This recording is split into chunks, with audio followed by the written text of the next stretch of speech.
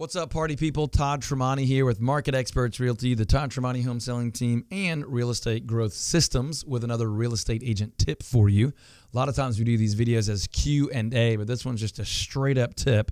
And I am totally, completely anti-cheesy realtor stuff. But, and it's a big but, there's a pretty good strategy for Halloween. So as Halloween comes up, we have more people out and about walking through neighborhoods than we do pretty much any other day or night of the year. Even if you participate in like the neighbor night out thing, most of the time it's like a fixed block party in one place.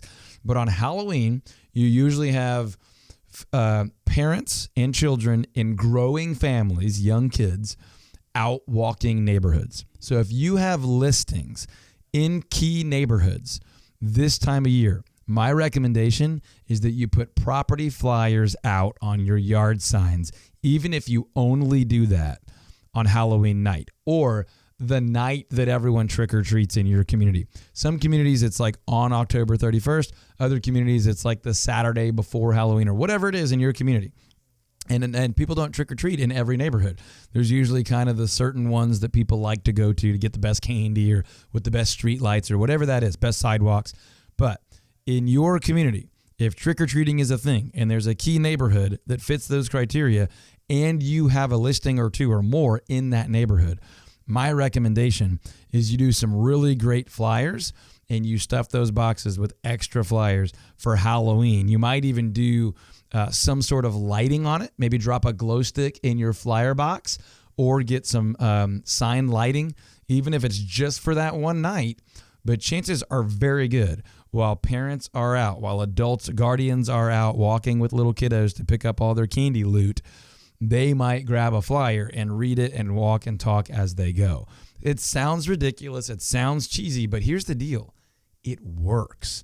And so this is something, just one-off tip I have for you. One night a year, one night only.